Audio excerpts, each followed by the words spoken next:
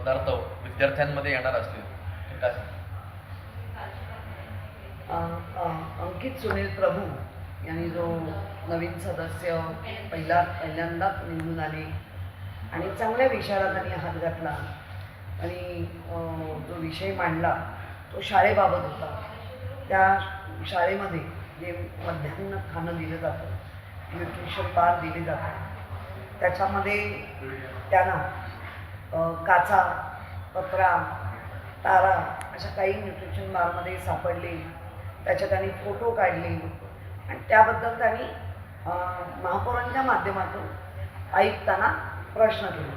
आत्ताही तो विषय राखून ठेवलेला आहे. 30 दिवसात त्याचं खरं उत्तर येईल. पण जेव्हा मी कुलाब्याच्या शाळेला भेट दिली तेव्हा आपणही बरेच लोक होता. त्या शाळेचा तर अवतार म्हणजे C1 कॅटेगरीमध्ये डिक्लेअर झाली म्हणून शाळा मार्केटची बिल्डिंग आहे. त्या मार्केटच्या बिल्डिंगमध्ये एका बाजूला हेल्थ पोस्ट पण चालतं, वरच्या 2 मजल्यावरती शाळा चालते. त्या शाळेमध्ये 5वीच्या विद्यार्थी जे 40 होते त्यांचा पूर्वेकडे तोंड होतं आणि 6वीचे विद्यार्थी पश्चिमेकडे तोंड करून बसलेले. मध्ये कुठलंही पाठीचक नाही. म्हणजे दोन्ही टीचर बोलताना दोघींनी एकमेकांचे चेहरे बघायचे. मग लगेच डाव्या हाताला 7वीचा वर्ग होता, तिकडे 4थीचा वर्ग होता, सेम पोझिशन. तसं पुढचं म्हणजे कुठेही पार्टिशन नाही, काही नाही. एवढ्या 1600-1800 मुलांना ते 2च टॉयलेट होते, पाण्याची सोय नाही. आणि आता आपण या मूळ मुद्द्याला आलो की त्यांना मध्यान्नाचं खाणं. मला जेव्हा विचारलं हेडमास्टरनी की तुम्ही चहा घेणार का, काही घेणार का, मी त्याला म्हणलं मला काही नाही, चांगली कचोरी आणली आहे. म्हटलं हो काही उपहासाने मला किशोरीचा कचोरी ताई म्हणतात, ते बरं आहे. उलट कचोरी ही गोल असते आणि मस्त तिखट पण असते आणि गोड पण असते. पण मी आहे की मला तो पण काही प्रॉब्लेम नाही. पण जेव्हा मी जेवण मागवलं म्हणजे ते जेवणच म्हणतं म्हणजे माझ्यासमोर तसंच आणून दिलं.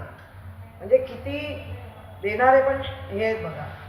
तसंच आणून दिलं नाही. ज्याला आपण डिक्कळ म्हणतो, घट्ट भात झालेला असतो, तो फोडायचा असतो, तो मोकळा करायचा असतो आणि त्याच्यावर वरण, त्या भाताला आतमध्ये वरणच नाही लागलेलं.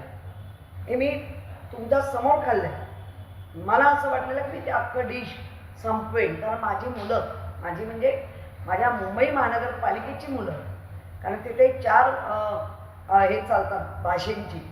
मग ती मराठी आहे, इंग्लिश आहे, हिंदी आहे, कन्नड, अशा 4-5 भाषांचं ते शाळा आहे. तर ती मुलं खात आहेत, मुंबईची मुलं. आपण पण खाल्लं पाहिजे म्हणून मी घेतलं. पूर्ण डिश मस्त करायची असं. पण 4 चमचे पण माझ्या घशाखाली जाऊ शकले नाही. 1 मीठ होतं जास्त, 2 त्या डाळीचं पाणी होतं, म्हणजे त्याला ज्याला म्हणतो ना मिठाबरोबर मी जेवले तसं होतं. त्याच्यानंतर जी डाळ म्हणतात त्या डाळीचा पत्ता नव्हता. त्याच्यानंतर ज्याला फोडणी, हिंग, राई, जिरं ही फोडणी असली पाहिजे असं कंटे नाही, काय काय असलं पाहिजे त्याच्यात, काही नव्हतं. कशी ती वारंवार दररोज मुलं ही असं बेचव अन्न खातील. आणि मला जेव्हा कळलं ते महिला बचत गट, माझा महिलांच्या बचत गटाला मला प्रॉब्लेम नाही, पण महिला बचत गटाने पण लक्षात ठेवलं पाहिजे हा काही कमर्शियल धंदा नाही आहे. लहान मुलांना आपण अन्न देतोय आणि तुम्हाला दिलेले कंटेंट टाकून जर तुम्ही बनवणार नसाल, खाण्यालायक देणार नसाल, तर हा बिझनेस नाही आहे. आणि तसं असेल तर आयुक्तांनी आणि महापौरांनी ह्याच्यावर विचार करावा आणि मुलांना चांगलं सकस आहार कसा मिळावा. आज न्यूट्रिशन बार मी बघितले, अनेक पडलेले बॉक्स होते. त्यातलं जेव्हा उघडलं त्याच्यामध्ये तारीख आतमध्ये आहे. आता त्या लहान मुलांना काय करणार, ते कसं उघडणार. तुमचा तो जो लोगो टाकता तुम्ही महापालिकेचा, त्याबरोबर व्हाईटमध्ये एक्सपायरी डेट आणि मॅन्युफॅक्चर डेट या दोन्ही टाकल्या पाहिजे व्हाईटमध्ये. 6वी-7वीच्या मुलांना कळतं, ते दुकानात गेले तरी सांगतात आम्हाला दाखवा म्हणून. आता तेवढा अवेअरनेस मुलांमध्ये आलाय. 1ली, 2री, 3रीच्या कळणार नाही, पण 4थी पासून मुलांमध्ये अवेअरनेस आलेलं आहे, पण मुलांना ते आतमध्ये आता नाही, कळतच नाही. तो बार हातात गेल्यावर सुका बार होता, कारण त्या बारमध्ये पण ज्याला पौष्टिक पाहिजे ते जास्त शेंगदाणेच दिसत होते, म्हणजे ज्याला आपण पूर्ण बार म्हणतो तो सगळे आणि तो पूर्ण असला पाहिजे, प्रोटीन युक्त, कार्बोहायड्रेट युक्त, ते काही दिसत नव्हतं. म्हणजे महापालिकेची मुलं मध्यमवर्गीय आणि गरीब आहेत, काही द्या असं जर कारभार असेल, अशा कारभाराचा आम्ही निषेध करतो. याच्यावर काय कारवाई झाली पाहिजे, तुम्ही आयुक्तांकडे किंवा प्रशासनाकडे याची मागणी करताय? आता काल सभेमध्ये उडागदारोळ झाल्यानंतर जर या 15 दिवसात 30 दिवसात आयुक्तांनी पण जर लक्ष नाही दिलं तर आम्ही वेगळी भूमिका ठरवू. पहिला त्यांना काम बघूया ना काय करताय. जर नाही केलं तर आता मुंबईकरांसाठी जे जे करता येईल आणि जे जे त्यांच्यासमोर चांगलं नेता येईल आणि नेत आलोय, पुढेही नेऊ, ते आम्ही कटिबद्ध आहोत आणि ते करू. आता जर आपण वेधशाळेचे रिपोर्ट घेतले तर आत्ता असं कळतंय, माझ्याकडे तो रिपोर्ट आलेला नाही आहे, पण कळतंय की येणारा पाऊस हा लेट असेल आणि कमी असेल. जर येणारा पाऊस लेट असेल आणि जर कमी असेल तर टंचाईला जावंच लागणार. त्याचं नियोजन कसं करताय हे येत्या 23 तारखेला आपल्याला तो विषय आहे आणि तो आपण घेऊ. एवढं सगळं असताना पण या गोष्टी प्रशासन करू पाहते भाजपच्या साथीनं. जे मुंबईच्या अहिताचं असेल, जरी ह्याने किती छातीटोप सांगितलं तरी चांगलं असेल, आम्ही सपोर्ट करू आणि मुंबईकरांसाठी हातात हात घालून काम करू. पण मुंबईच्या अहिताचं आणि भाजपचा अजेंडा पक्षाचा म्हणून देते तिथे विरोध होईल. या प्रकरणाकडे तो कार्यक्रम मी पण पाहिला आपल्या माध्यमातून, तेव्हा मला असं वाटलं हा भाजपचा कार्यक्रम आहे का.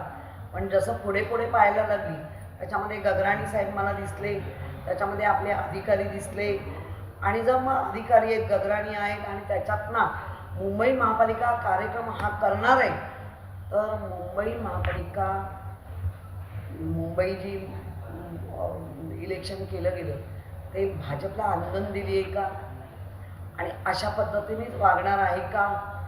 महापौरांचा अपमान भाजपच करताय, त्या असल्या नाही पाहिजे असं दबक्या आवाजात आता कळतंय, आजच कळतंय. मुंबईचे अध्यक्ष येतात आपलं कामकाज सोडून आणि इथला जो प्रोटोकॉल आहे, जो संविधानाने दिलेला आहे, जो आमचा 1888 कायदा अन्वयिक झालेला आहे, त्या सगळ्याला तुम्ही स्वतःचं हे दाखवण्यासाठी जर करणार असाल तर याचं उत्तर आता प्रशासनाने द्यावं. 4थ्या रांगेत जर उपमहापौर, तर तुम्ही आमचा पक्ष त्याच्यासाठीच सोडून गेलात ना. अपमान होत आहे, मग आता काय होत आहे, सत्कार होत आहेत का तुमचे? आता का नाही मग आवाज उठवला?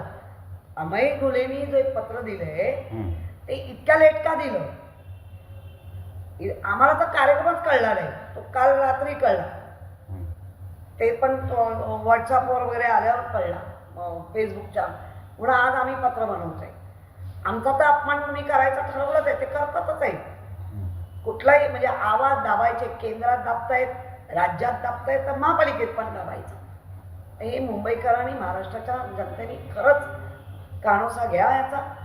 भविष्यात यापुढे असं होऊ नये यासाठी तुम्ही आम्ही मुख्यमंत्र्यांना पण भेटणार आहोत की आम्ही खरंच तुमच्या सोबत मुंबईकरांच्या हिताच्या काही निर्णय घेण्यासाठी एकत्र काम केलं पाहिजे. तर मान सन्मान ठेवणार आहात की नाही हा विचारणार ना, मुख्यमंत्र्यांना विचारणार.